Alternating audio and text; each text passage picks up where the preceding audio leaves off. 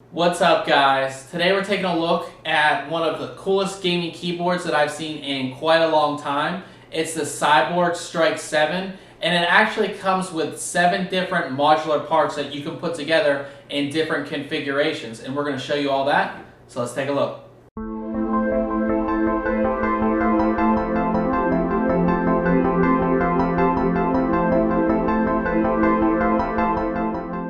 I've taken the outer covering off of the actual box. It's just a little cover, and when you take it off, it kind of shows this little scorpion guy that I guess is the logo for the S.T.R.I.K.E 7. Pretty cool looking, but it's easy enough to take everything off here. So you just pull this up here, and you take it out, and there is a big assembly guide, and you definitely want to keep this handy, especially when you're putting everything together. It kind of just shows you exactly how the keyboards can be put together and how everything snaps together and goes together and everything like that. So definitely want to keep that handy.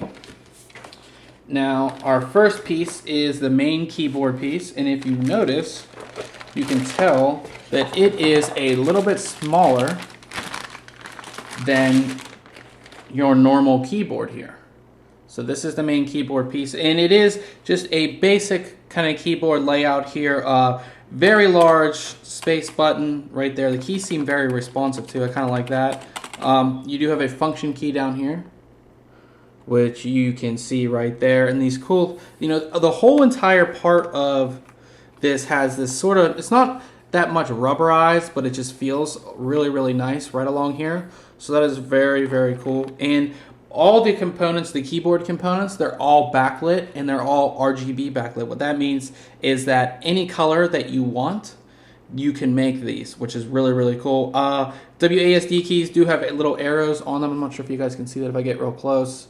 You can see there are some arrows right there. But you will notice this metal piece right here, and this is to actually connect different parts of the keyboard together. They do use screws, which if I flip this over, you can see the outline is all metal here. You do have these little flaps here that come up to give you, an angle on the keyboard, but besides that, it is just a normal keyboard. But you do see this metal, and this is made to connect the different parts. Also gives it a very solid feel as well, and they're different connections. So you have one here on the side, one on this side, and of course you have the looks like you have one here, yeah, and then you have one up here on the top. So you do have a lot of different connections here. I'm trying to figure it all out, and it looks like you have 2 USB connections here as well, which we'll get into what those are going to be used for. Now our next piece, which of course is one of the coolest parts of this entire setup, is the actual LCD screen.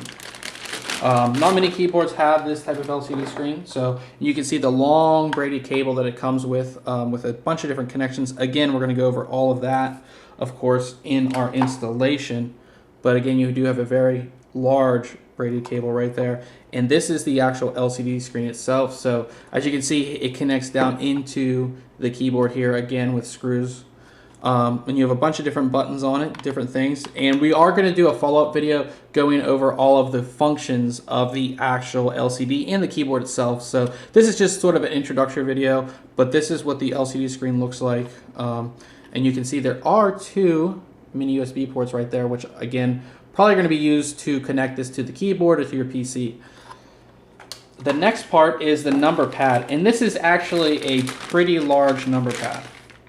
So you do have your full, normal number pad that you're used to seeing, and then you also have the part of the keyboard, where your arrow keys are. Then you have this C1 through 5, which we're not sure what they do yet, and of course your other things like your home, insert, page up, page down.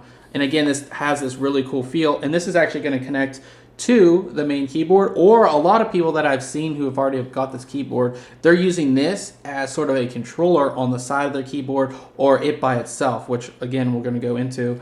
And if we flip it over, it also has the same little risers right here, and these are actually metal, which is something you normally don't see. And they do have connections. You can put something here, and it looks like you can have a connection on this side as well. And there are these little headers, which I don't know if you can see that. Those are metal headers, and we'll get into why they are on both the keyboard and number pad. So that is part of the main components. Now we go under here, And this is the parts and accessories. So we should be able to take this out. Easier to flip it here. So our parts and accessories, which should be able to open up here. There we go. If we open this up, we have a bunch of different things. First, we have our user's manual, which you're probably going to want to hold on to. There are a lot of different functions in this keyboard, so you have that right there. And this is one of your wrist rests. And this one's actually pretty cool. So this is your one wrist rest. And what's interesting about it, the first thing that I noticed is a scroll wheel here. And I'm really a fan of these. I have the Cyborg MMO7 gaming mouse, and it has one of these, and these are just awesome for doing different things. And then there's this button right here. Kind of feels a little plasticky right there, but it is, I guess, a fire button or something. Again, we're going to go over all that in the review. And then there's this button, which I believe is the lock and unlock button for this actual piece. So, and then you can see again, there is metal here, and you can see how this connects. And you see those connections right there? Those are to bring power and enable the scroll wheel and the button here. And these connections, again, are on both the number pad. See them right there? Both the number pad and the keyboard. So you can put these in all different types of, configuration on the keyboard, and they will actually work just like a normal keyboard would. This metal piece right here, and this whole thing again has that really soft feel to it, really nice feel to it, which I like. Going into the next part, you have another. This seems like a normal wrist rest here. So this seems like a just your typical wrist rest. Two little things right there, and I don't think. Oh yeah, these do move up. So these also extend, so you can adjust these. If you don't want it right up on your keyboard, you can use these to adjust and connect. Again, you can see the metal right there. It makes it very, very solid. The next one is another one, and it's almost the same type, except for it is a little bit different. It has a Strike 7 logo on it, and this little metal piece right here. But again, I believe these adjust. Yeah, these adjust up and down, as you can see again. And if we flip it over, you can see the all-metal design as well. Here is your little function buttons, and these will connect to either side of the keyboard, I believe. So you have 4 macro keys, 1, 2, 3, 4. And these also can be used, it looks like you have back, enter, up, and control. Again, we're not really sure once we actually get into the review, but you can see how this connects as well. Your little mini USB port right there, and you can see how it connects on the back. Okay, we also have, looks like a little accessories box, which you're used to seeing. And looks like everything kind of got messed up in here. But these are actually keys. If I can put these all back where they actually go, since they kind of got messed up, I guess, from transport and everything. These are 2 sets of keys for your WASD and for your arrow keys. And of course, these ones are rubberized, and they're all actually lifted at the bottom too. If I get really close here, up on these for you guys, you can see these, and you can see the difference. So those are the rubberized ones, and I'll give you one of these plain ones right here. Get real close up on there so you guys can see that the difference. They're just 2 sets of keys, and there's also in here, there's all the screws, I would assume, to lock the things in place. So you have a bag of screws right there, and then you also have this little Allen key, if I can get it out. There we go. You have this little Allen key that you use to lock everything or unlock the different pieces of the actual keyboard. So that's pretty cool right in there. And I believe that is basically it. Also in here comes, and looks like a USB extension cable as well. Again, we're going to go over all of this stuff in the actual review. And finally, it looks like we have a power cable. So again, everything's braided, which I like. You can see how the cable is braided. So you have a power cable here. I would assume with the LCD, the backlighting, everything like that, you're going to need some extra power. So looks like you're going to have to plug this keyboard in. And now what we're actually going to do is we're going to show you how everything looks once you get it together. Alright, so I have the keyboard all connected here, and it basically took me, I don't know, say about 5-10 minutes. It really doesn't take that long. The pieces slide in and out very easily. This is kind of like their standard configuration, which I think most people will use. You know, you have your keyboard here, number pad over here, and all of the wrist rests right there. And the wrist rests are all adjustable, so you can, you know, pull them all down as you see fit, just like that. Also, this wrist rest, I thought this button was to actually release it or something like that.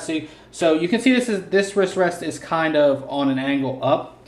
You use this button and you can make it more flat or release it back up how you like it. The LCD is really easy to install. You just put it in and then you connect the two cables here, and it's all in the instructions, but it's very easy to do. The LCD kind of sits here. It has this little, it has its own stand here. If I get back here and actually put the stand up, it has its own stand, so it will sit nice and level and everything like that. The macro keys here on the side, they actually connect right in here really easily using a mini USB connection right there. So everything fits together pretty well. So this is one kit configuration, and we're going to go ahead and show you another one.